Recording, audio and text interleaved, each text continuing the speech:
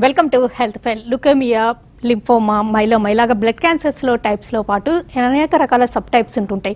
కొంతమంది బ్లడ్ క్యాన్సర్కి గురైన జీవితకాలం అంతా బాగానే, లైఫ్ స్పాన్ బాగానే ఉంటే మరికొంతమంది బ్లడ్ క్యాన్సర్కి గురైన కొన్ని నెలల్లోనే, కొన్ని రోజుల్లోనే మరణించడం గమనిస్తూ ఉంటాం.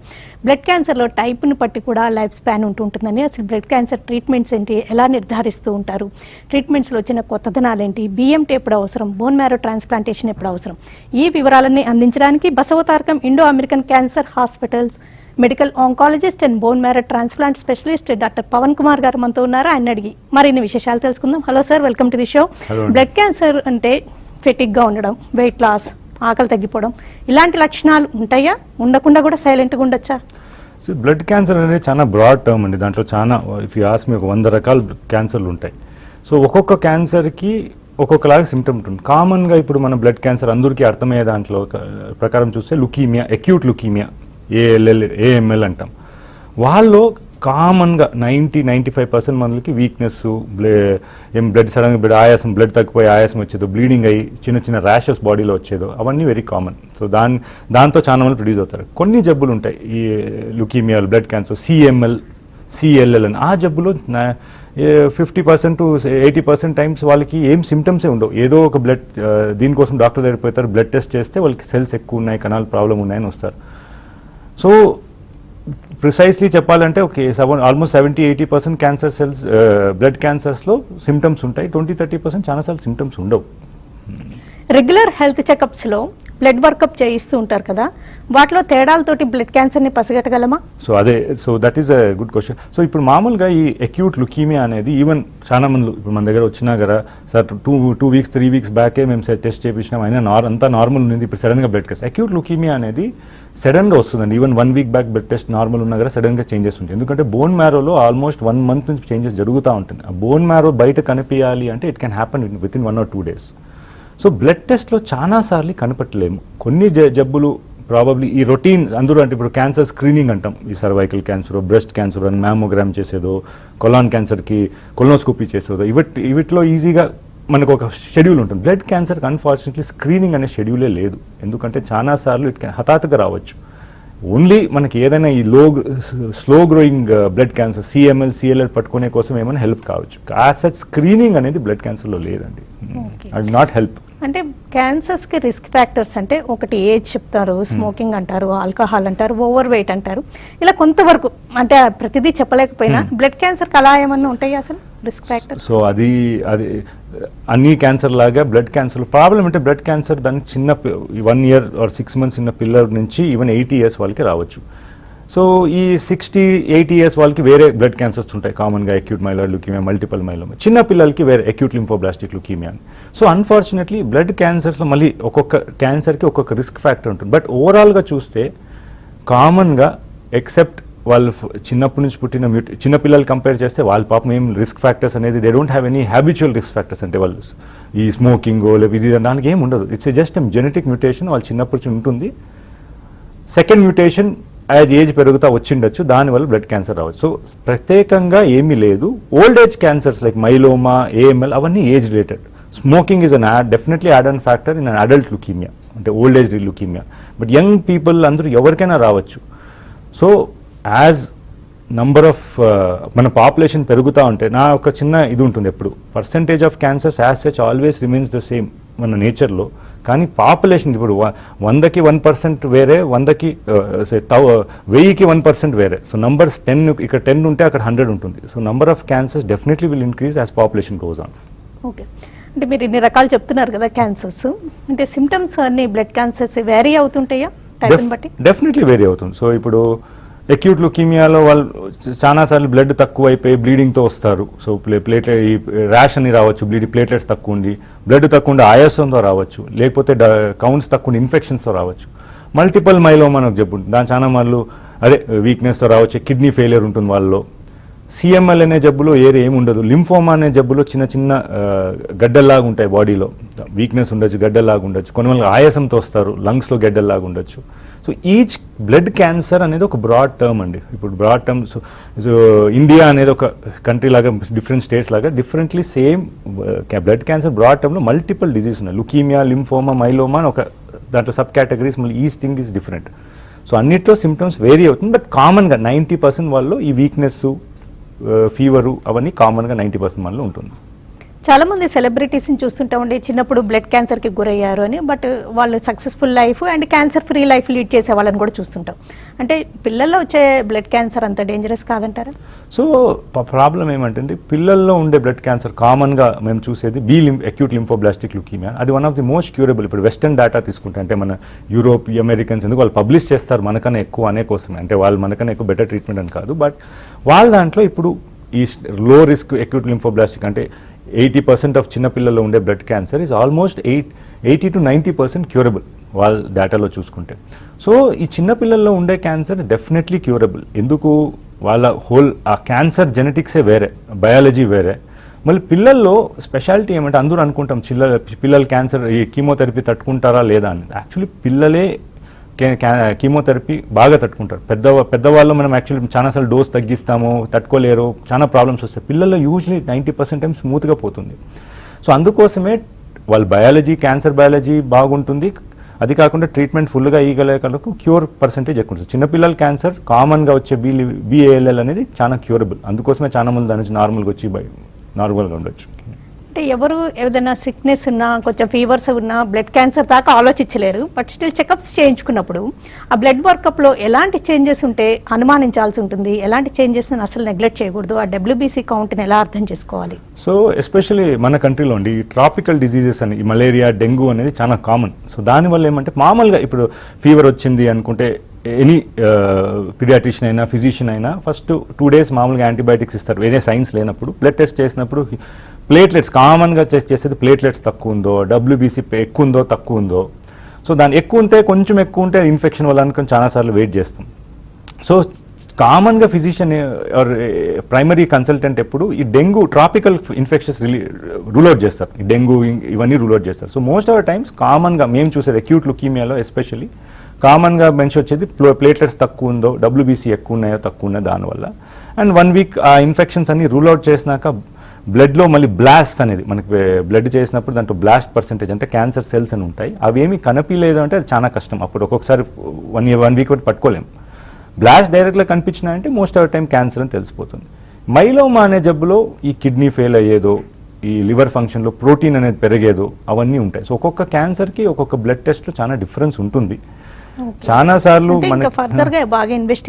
ఇన్వెస్టిగేషన్ అదే డిపెండింగ్ ఆన్ ప్రైమరీ కన్సల్టెంట్ కి చేంజెస్ ఏమో డిఫరెంట్ ఉంది అనిపించేంత వరకు. సో ప్రాబ్లం ఇదే వెస్టర్న్ వరల్డ్ లో ట్రాపికల్ ఇన్ఫెక్షన్స్ తక్కువ అండి. డెంగ్యూ, మలేరియా అని చూడ ప్లేట్లెట్ తగ్గిందంటే ఏమో ఉంది అని వాళ్ళు ఫస్టే ఇవాల్యుయేట్ చేస్తారు. మన దగ్గర బికాజ్ మనం ఎంతైనా 90 ఇప్పుడు ప్లేట్లెట్స్ తగ్గినాయంటే 95% టైమ్స్ వేరే ఏమో ఇన్ఫెక్షన్ ఉంటుంది, ఓన్లీ 1% టైం క్యాన్సర్ అనుకుంటాం. సో ఇన్వెస్టిగేషన్స్లో మనకు ఐడియా వస్తుంది, బట్ డైరెక్ట్గా క్యాన్సర్ అని చెప్పాలి అంటే బ్లడ్లోనే క్యాన్సర్ సెల్స్ ఏమైనా కనిపిస్తేనే చెప్పగలం.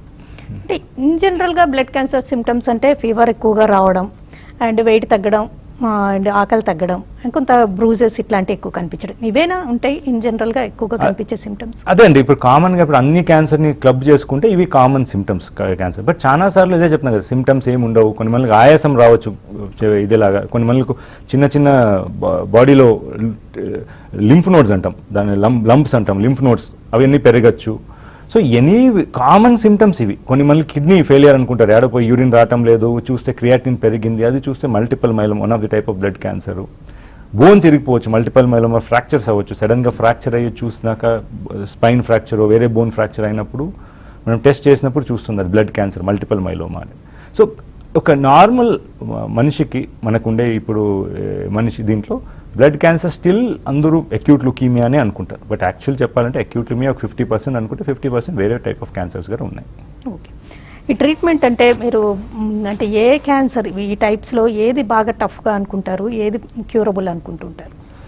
సో ఇప్పుడు కొన్ని క్యాన్సర్స్ క్యూరబుల్, కొన్ని క్యాన్సర్స్ క్యూరబుల్ కంట్రోల్ చేసుకుంటూ పోవచ్చు. కామన్గా ఇప్పుడు అక్యూట్ లింఫోబ్లాస్టిక్ లుకీమియా, BRT, ఇవన్నీ చాలా కామన్గా ట్రీట్ చేసేవి. అవి వీ హ్యావ్ ఎ ప్రోటోకాల్, మనకి ఆల్మోస్ట్ 30-40 years నుంచి మనకు క్లారిటీగా ఇండియాలో ప్రోటోకాల్ జరుగుతుంది. Toughest disease acute myeloid leukaemia అనేది, AML. అన్ని క్యాన్సర్స్లో హై రిస్క్ ఉంటే అన్నీ కష్టమే నిజం చెప్పాలంటే, ఎందుకంటే ఒక మనిషిలో ఉండే క్యాన్సర్ పేరు సేమ్ ఉండొచ్చు, ఇంకో మనిషిలో డిఫరెంట్గా బిహేవ్ చేస్తుంది, ఒక్కొక్కరిలాగా సేమ్ ఉండదు.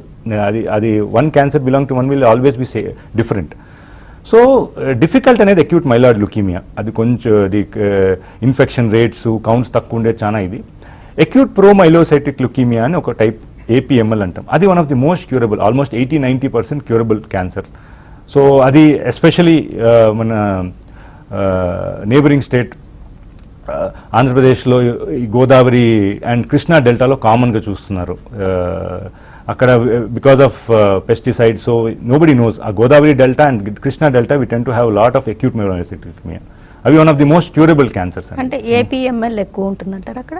అంటే ఏపీఎంఎల్ కామన్, అంటే number of percentage of ఏపీఎంఎల్ still is less, but మనకి ఆ డెల్టాలో నంబర్ ఆఫ్ కేసెస్ ఎక్కువ ఉంటాయి కంపేర్ చేస్తే. ఇప్పుడు నార్త్కి పోయి గంగా బ్రహ్మపుత్ర డెల్టాలో ఈ కేసెస్ చాలా తక్కువ, వాళ్ళకి గాల్ బ్లాడర్ క్యాన్సర్స్ ఎక్కువ. ఎందుకంటే వాళ్ళ దాంట్లో ఆర్సనిక్, ఈ ఆర్సనిక్ అనే ఒక పదార్థం, ఒక కెమికల్ మనం యూజువలీ ఈ లెదర్ ఇండస్ట్రీ దాంట్లో యూజ్ చేస్తాం, హెవీ మెటల్ అంటాం, అది యూజ్ చేస్తే గాల్ బ్లాడర్ క్యాన్సర్స్ ఉంటాయి.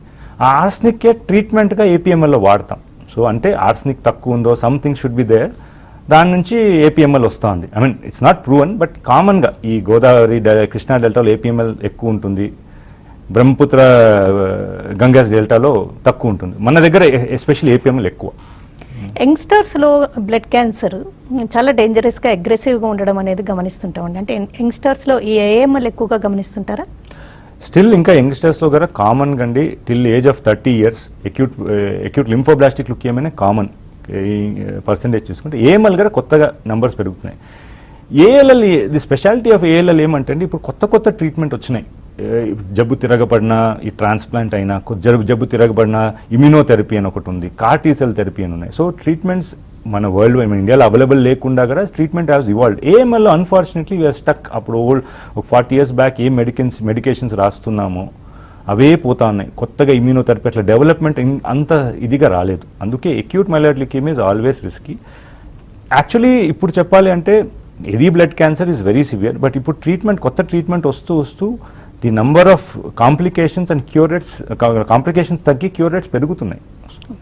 కీమోథెరపీయే కదా కామన్గా ఇచ్చే ట్రీట్మెంట్. మీరు బోన్ మ్యారో ట్రాన్స్ప్లాంటేషన్ ఎప్పుడు సజెస్ట్ చేస్తూ ఉంటారు? సో ఇప్పుడు కొన్ని కీమోథెరపీ అంటే బేసిక్లీ ఏమంటే అండి, ఇప్పుడు cancer cells చంపుతాయి.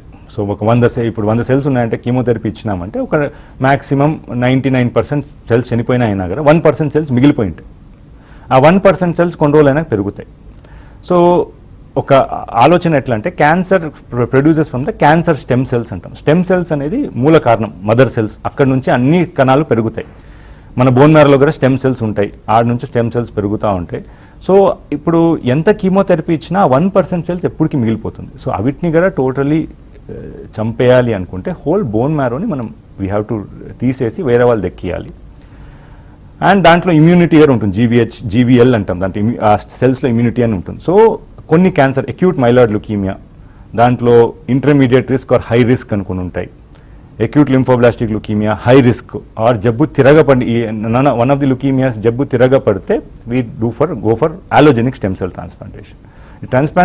Stem cell transplantation 2 రకాలు ఉంటాయండి, ఆటోలోగస్, ఆలోజెనిక్. ఆలోజెనిక్ అనేది అక్యూట్ లుకీమియాలో వాడతాం, ఆటోలోగస్ అనేది మల్టిపుల్ మైలోమా, లింఫోమాలో వాడతాం. ఈ బోన్ మ్యారో ట్రాన్స్ప్లాంటేషన్ అనేది ఒక లెబోరియస్ జాబ్, అంటే టైం టేకింగ్, వన్ గోలో అవ్వదు కదండి. అంటే కొన్ని మంత్స్ టుగెదర్ టైం తీసుకుంటుంది కదా. ఒక్కసారి అది సక్సెస్ అయినట్టే అయితే వాళ్ళు ఇంకా సేఫే అంటారా? అదే అండి, ఇప్పుడు డిఫైన్ సక్సెస్ ఇన్ ట్రాన్స్ప్లాంట్ చాలా కష్టం నిజం చెప్పాలంటే. ఎందుకంటే ట్రాన్స్ప్లాంటేషన్ ఒక్కొక్క జబ్బులో చేస్తూ ఉంటాం మనం. So totally different. ఇప్పుడు ఆటోలాగస్ అనేది వేరే ట్రాన్స్ప్లాంట్. యాక్చువల్లీ ఇది 1 month ప్రాసెస్ అండి, 1 month హాస్పిటల్లో ఉంటారు మనిషి, ఇవన్నీ ఉన్నాయి. సో ఆటోలాగస్ అనేది అది కంపేటివ్లీ కొంచెం ఈజీ జాబ్, ట్రాన్స్ప్లాంటేషన్ ఇవన్నీ. బట్ దాంట్లో చేసే జబ్బులు వేరే. So they may not, some జబ్బులు జల్దీ తిరగబడతాయి. ఆలోజెనిక్ అనేది మళ్ళీ చేసేది అక్యూట్ లుకీమియాలో, దాంట్లో మళ్ళీ డిఫరెంట్, దాంట్లో మ్యాచ్ ఉందా లేదా, ఫుల్ మ్యాచా, హాఫ్ మ్యాచ్, అవన్నీ ఉన్నాయి. సో ఇప్పుడు మీరు సక్సెస్ అన్నారు క్వశ్చన్ అనేది, సక్సెస్ అనేది 2 రకాలుగా డివైడ్ చేస్తాం. ఒకటి ట్రాన్స్ప్లాంట్ రిలేటెడ్. ట్రాన్స్ప్లాంట్ అంటే ట్రాన్స్ప్లాంట్ చేసేటప్పుడు లైఫ్ రిస్క్ ఏమైనా ఉందా, ప్రాబ్లమ్స్ ఏం రాకుండా ఉన్నాయంటే. సో అవి ఒక 10, depending on which type of transplant, full మ్యాచా, హాఫ్ మ్యాచా, ఒక 10% to 20% ఆ రిస్క్, అదొకటి అయిపోయింది. అదైనాక జబ్బు తిరగపడేది అది డిపెండ్స్ ఆన్ ఏ టైప్ జబ్బుకి ట్రాన్స్ప్లాంట్ చేసినాం. కొన్ని జబ్బు ఇనేంటిలీ అండి, అది స్టార్టింగ్లో హై రిస్క్ ఉన్నా ఎంత ట్రాన్స్ప్లాంట్ చేసినా రిటర్న్ అయ్యే ఛాన్సెస్ ఎక్కువ ఉంటాయి. Transplant probably will increase cure rate ఒక 10%, 20% పెరుగుతుంది, ఏది 100% కాదు. So still we are not come to a level where I can say 100% you are out of disease అని చెప్పలేము. సో ఇట్స్ ఒక్కొక్క డిజీజ్ ఒక్కొక్క మనిషి వాళ్ళ ఏజ్ వాళ్ళపైన పోతుంది. ఈ కోవిడ్ ఈ పాండమిక్ టైంలో ఎక్కువగా కీమో తీసుకున్న వాళ్ళకి, బ్లడ్ క్యాన్సర్ ఉన్న వాళ్ళ గురించి అండ్ ఈ బోన్ మ్యారో ట్రాన్స్ప్లాంటేషన్ చేయించుకున్న వాళ్ళ గురించి ఎక్కువగా అంటే వరీసంగా ఉంది. కొంచెం వాళ్ళకి కొంచెం రిస్క్ కూడా ఎక్కువగా ఉంటుంది, ఇమ్యూనిటీ తక్కువ ఉంటుందని. వాళ్ళు ఎలాంటి జాగ్రత్తలు తీసుకోవాలి? సో డెఫినెట్లీ ఇది it's a big thing from last 1 year మేము చూసే దాంట్లో. సో ఇప్పుడు ఇది ఏమంటే పాండమిక్ స్టార్ట్ అయ్యే కన్నా ముందు ఎవరైనా కీమోథెరపీ కొన్ని ఉంటాయండి, రిటుక్సిమాబ్ అని కొన్ని డ్రగ్స్ యూజ్ చేస్తాం, ఆ ట్రాన్స్ప్లాంట్ చేసిన వాళ్ళకి ఒకసారి కీమోథెరపీ ఇచ్చినాము, ఆ ట్రాన్స్ప్లాంట్ చేసినామంటే మినిమం 6 months to 8 months వాళ్ళ ఇమ్యూనిటీ ఏమి ఉండదు, 0 లిటరలీ. సో వాళ్ళు ఏమంటే ఈవెన్ సడన్గా infection symptomatic infection chances are more than 50-60%. We have lost many people, disease cure అయిపోయింది but they lost because of COVID, which was totally unreal. I mean, immunity తక్కువ ఉందని, but disease wise they have got cured, but they got we lost. So అందుకోసమే ఒక chemotherapy transplant చేసినా కూడా ఒక 6 నెలలు immunity తక్కువ ఉంటుంది. వాళ్ళ జాగ్రత్త సేమ్ ఎంత వ్యాక్సిన్ ఇచ్చిన వ్యాక్సిన్ కూడా వీళ్ళలో పెద్ద ప్రాబ్లం ఏమంటే ఇమ్యూనిటీ తక్కువ ఉండే వల్ల వ్యాక్సిన్ యాంటీబాడీస్ డెవలప్ అవ్వవు. వాళ్ళు బి లింఫోసైట్స్ అనేవి చాలా తక్కువ ఉంటాయి, సో యాంటీబాడీస్ డెవలప్ అవ్వవు. So but something is better then nothing లాగా ఎంత ఉన్నా కూడా ఏదో ఒక 20% యాంటీబాడీస్ వచ్చినా సరిపోతుందనే కోసమే many people are still allowing to vaccinate. ఎవరికి డేటా తెలియదు, ఎవరు ఇప్పుడు మనకుండే ట్రయల్స్లో కూడా ఎవరిని తీసుకోలేదు అలాగా immuno compromise patients. So still social distancing, wearing mask and all the precautions we are undergoing from last 1 year. వీళ్ళు so like you ask this question. So కామన్గా ఏం చేస్తున్నామంటే ఇప్పుడు పాండమిక్ వచ్చినా కొంచెం ట్రీట్మెంట్ ప్రోటోకాల్స్ చేంజ్ చేస్తున్నాం. కొన్ని diseases, slow growing diseases, multiple myeloma, CLL వీళ్ళు అందరికీ మేము ఇంజెక్షన్ కీమోథెరపీస్ హాస్పిటల్ వచ్చి అవాయిడ్ చేయాలి. ఇంట్లోనే ట్యాబ్లెట్స్ కొన్ని దానికి ట్యాబ్లెట్స్ కూడా సరిపోతుంది. మనకు హాస్పిటల్ వచ్చే రిక్వైర్మెంట్ తగ్గించే కోసం ట్రై చేస్తాం. అది స్లో గ్రోయింగ్ ట్యూమర్స్లో. ఎక్యూట్ లుకీమియా వాటిలో అంటే ఆప్షనే లేదండి. We have to treat which way it is. Blood cancer ఉన్న వాళ్ళకి లేకపోతే కీమోథెరపీలో ఉన్న వాళ్ళకి కోవిడ్ పాజిటివ్, కరోనా పాజిటివ్ వచ్చిందంటే వాళ్ళు చాలా రిస్క్ అంటారా? వాళ్ళకి కొంచెం సిమ్టమ్స్ మరి అంటే అగ్రెసివ్గా ఉండే రిస్క్ ఎక్కువ ఉంటుందా, సీరియస్నెస్ పెరిగే రిస్క్ ఎక్కువ ఉంటుందంటారా? సో ఇది అందరికీ అండి, ఇమ్యూనిటీ కమ్ ఉండే వాళ్ళకి డెఫినెట్లీ రిస్క్ ఆఫ్ అంటే ఇప్పుడు కోవిడ్ మీకు అందరూ ఇప్పుడు విత్ 1 year ఇన్ని ఇంటర్వ్యూస్ వల్ల అందరికీ అర్థమైంది ఏమంటే కోవిడ్ సిమ్టమాటిక్, ఏసిమ్టమాటిక్ 2 ఉంటాయి. సిమ్టమాటిక్ అంటే లంగ్ ఇన్ఫెక్షన్ వచ్చి ఆయాసం వచ్చేది, ఇవన్నీ అడ్మిషన్లో. సో ఈ పేషెంట్స్ ఇమ్యూనిటీ తక్కువ ఉండే పేషెంట్స్లో, క్యాన్సర్ ఉండే పేషెంట్స్లో ఎస్పెషల్లీ సిమ్టమాటిక్ నంబర్స్ ఎక్కువ ఉన్నాయి. So admission. So treatment protocol wise ఏం చేంజ్ కాదండి, what we are treating others same ఉంటుంది. కానీ నంబర్ ఆఫ్ డెత్స్ ఇవన్నీ ఆర్ కాంప్లికేషన్ రిక్వైర్మెంట్ అవన్నీ కొంచెం పెరుగుతున్నాయి. అదొక definitely that is 1 point has to be thought of. క్యాన్సర్లో ఇంకొక అంటే చాలా పెద్ద విషయం ఏంటంటే ఒక క్యాన్సర్ క్యూర్ అయిందంటే అది మెటాస్టాసిస్ ఇంకొక స్ప్రెడ్ అయ్యి వేరే ఆర్గాన్కి రావడం ఇలాంటివి ఉంటుంటాయి కదండి. ఏదైనా అలాగే ప్రోస్టేట్ క్యాన్సర్ తీసుకుంటే బోన్ క్యాన్సర్స్ రావడం, అలాగే బ్లడ్ క్యాన్సర్స్ అలాంటివి కూడా ఉండొచ్చు అంటారా ఈ మెటాస్టాసిస్? సో బ్లడ్ క్యాన్సర్ ఒక ఫస్ట్ క్వశ్చన్ అందరూ అడిగేది, సార్ ఏ బ్లడ్ క్యాన్సర్ కనుక్కున్నా ఏ స్టేజ్లో ఉంది డాక్టర్ గారు ఇప్పుడు మనకి ఎస్పెషల్లీ క్యాన్సర్? సో బ్లడ్ క్యాన్సర్లో స్పెషల్లీ అండి ఎక్యూట్ లుకీమియా తీసుకుంటే స్టేజ్ అని ఉండవు, దాంట్లో ఓన్లీ రిస్క్ అని ఉంటుంది. స్టేజ్ అంటే ఆబ్వియస్లీ బ్లడ్ అనేది మన బాడీలో ప్రతి ఒక్క అంగాన్ని తిరుగుతూనే ఉంటుంది. Every niche and corner of our body blood ఉంటుంది. So blood we cannot call is metastasis, ఎందుకంటే క్యాన్సర్ సెల్ బ్లడ్లో తిరుగుతూ ఉంటుంది. So every part of body పోతుంది. సో మెటాస్టాసిస్ అనే కాన్సెప్టే ఉండదు బ్లడ్ క్యాన్సర్లో. So only thing what the blood cancers అనేది ఈ రిస్క్ అని ఉంటుంది, low risk, medium risk, high risk అనేది. That whole depends on cytogenetic, అంటే జెనెటిక్ కొన్ని మ్యుటేషన్స్ ఉంటాయి, అవి టెస్ట్ చేసి చూస్తాము. మళ్ళీ ట్రీట్మెంట్ ఇచ్చినాక రెస్పాన్స్ ఎలాగుంటుంది దానిపైన మనం రిస్క్ సాటిస్ఫై చేస్తాం. సో మీరు అడిగే క్వశ్చన్కి జబ్బు తిరగబడినప్పుడు మళ్ళీ వేరే ఏరియాలో ఎక్కడికైనా డిపాజిట్ అవుతుందా అంటే బ్లడ్లో తిరుగుతా, సపోజ్ క్యాన్సర్ బ్లడ్లో ఉంది అంటే అది ఎక్కడైనా డిపాజిట్ అవ్వచ్చు. So we cannot call it as metastasis. వేరే ఆర్గాన్కి వచ్చిన క్యాన్సర్ బ్లడ్ క్యాన్సర్గా మారే రిస్క్ కూడా ఉండదు. అంటే బ్లడ్ క్యాన్సర్ వేరే ఆర్గన్స్లో కూడా పుట్టచ్చు. మామూలుగా బ్లడ్లో మనం బ్లడ్ తగ్గేలాక కొన్నిసార్లు ఇలా మీడియాస్టిన్ అంటాం, ఆడ లింఫోమా, ఎస్పెషల్లీ లింఫోమా లివర్లో అయినా కిడ్నీలోనే ఎక్కడైనా ఫామ్ అవ్వచ్చు. So blood has the liberty to go anywhere, బ్రెయిన్లో కూడా primary CNS lymphoma. So they can, so అన్నిటికీ ఒక్కొక్క ట్రీట్మెంట్ డిఫరెంట్గా ఉంటుంది. ఇంట్లో ఎవరైనా కీమోథెరపీ తీసుకున్నా లేదా బ్లడ్ క్యాన్సర్ ఉన్న వ్యక్తి ఉన్నప్పుడు వాళ్ళు ఫ్యామిలీ మెంబర్స్ ఎలాంటి జాగ్రత్తలు తీసుకోవాలి? ఏం లేదండి, పేషెంట్ నుంచి వేరే చాలా కామన్గా అడిగే క్వశ్చన్, పేషెంట్ నుంచి ఎవరికన్నా వేరే వాళ్ళకి ప్రాబ్లం ఉందా అంటే యాక్చువల్లీ పేషెంట్ నుంచి వేరే వాళ్ళకి ఏం ప్రాబ్లం ఉంది, అందరి నుంచి పేషెంట్ ప్రాబ్లం ఉంది. సో అక్కడ కదా బేసిక్లీ ఐసోలేట్, ఎంత సెల్ఫ్ ఐసోలేషన్ చేయగలము అంత బెటరు. సో ఇప్పుడు కామన్గా ఎవరికైనా ఇంట్లో కరోనా వచ్చింది, ఇప్పుడు పేషెంట్కి ఏమైనా అవుతుందంటే we don't have any medications to prevent. Only thing మనం జాగ్రత్త పడగలము అండ్ ఏమైనా సిమ్టమ్స్ వస్తేనే ట్రీట్మెంట్ ఇవ్వాలి. So just self isolation following the same protocol. ఇప్పుడు కోవిషీల్డ్, కోవాక్సిన్ ఈ 2 రకాల వ్యాక్సిన్స్ అందుబాటులోకి వచ్చాయి. కొంతమందికి కోవిషీల్డ్ తర్వాత కొన్ని సిమ్టమ్స్ ఉంటున్నాయి అండ్ కోవాక్సిన్ కూడా అంటే రిలేటివ్గా కొంచెం తక్కువ ఉంటున్నా. అయితే బ్లడ్ క్యాన్సర్ ఉన్న వాళ్ళు ఆల్రెడీ వీక్గా ఉంటారు కదా, మీరు వ్యాక్సిన్ తీసుకుంటే కొంత సేఫ్టీ ఎడ్జ్ ఉంటుంది అంటున్నారు కదా, మరి అలాంటి ఏమైనా ఇంకా అడిషనల్ ఇలాంటి సిమ్టమ్స్ వాళ్ళు దే కెన్ పుట్ అప్ అంటారా? Sure. So I'm not a vaccine expert అండి. ఎందుకంటే ఇప్పుడు వచ్చే దీంట్లో అన్ని టోటలీ చేంజ్ అవుతాం. సో అండర్స్టాండింగ్ ఏమంటే ఈ ఇమ్యూనో కాంప్రమైజ్ అంటే ఇమ్యూనిటీ తక్కువ ఉండే పేషెంట్స్లో ఎంత వ్యాక్సిన్ ఇచ్చినా యాంటీబాడీస్ తక్కువ ఉంటాయి. సో మనలాగా యాంటీబాడీస్ డెవలప్ అవుతుంది. But something is better nothing లాగా డెఫినెట్లీ యాంటీబాడీస్ కొన్నైనా ఉంటాయి to prevent infection. And none of the ఈ కొత్త వ్యాక్సిన్లో ఎవరు ట్రయల్ అంటే మనం ఈ ఇమ్యూనో కాంప్రమైజ్ పేషెంట్లు ఇస్తే ఎంత వ్యాక్సిన్ వస్తుంది ఎవరికి తెలియదు. సో గవర్నమెంట్ అప్రూవల్ ఇచ్చినప్పుడే చెప్పింది we don't know, it depends on the doctor to decide.